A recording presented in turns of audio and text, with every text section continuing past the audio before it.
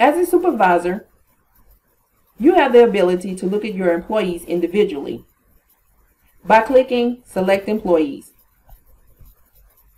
In the blue search engine bar, you can narrow your search down by a previous pay period or use the current pay period, which is indicated with an asterisk.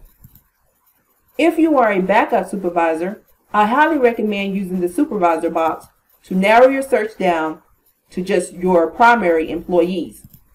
I like to do this by using copy and paste from the list of supervisors below. This helps to prevent errors. Then click Search. Now the list of employees is solely your employees as a primary supervisor. To take an action on a specific employee, check the box next to the employee's name. Then go below to select an action. For this video, we're going to select Timesheet Profile. This timesheet profile is solely for Tesla and contains all of her HR information. It states that she's a full-time GS employee who is also a hybrid. The AWS code is also important, which refers to the type of schedule that this employee works. AWS means alternate work schedule. If at any time the employee's schedule changes, please reach out to the timekeeper to update the AWS code. The timesheet profile also lists the employee's occupational series along with a list of entitlements. True meaning they are entitled, false meaning they do not receive the entitlement. Also below is the accession date. The accession date is listed as the accession into the VATAS system and not necessarily the employee's accession date into the VA.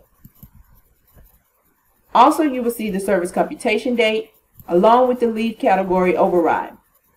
If there's any issues with the information listed on the timesheet profile, please contact HR to have it updated.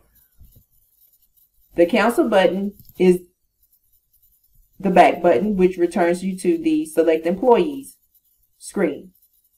As you can see, the employee is still selected, so we will go down to select another action, which we will look at the employee profile. The employee profile contains the user information for the employee to access VATAS. The email address is very important. If ever your employee says they are no longer receiving emails from VATAS or they're having problems logging in, this is where you can come to see if there's an issue with the email address on file within VATAS. If there's an issue, please reach out to payroll and/or HR to have the email address updated so that your employee can start receiving emails and access to VATAS. Under Employee Profile, you will also find Manage Roles. Manage Roles allows you to see what the employee's role is within VATAS. This particular employee only operates as an employee within the VATAS system.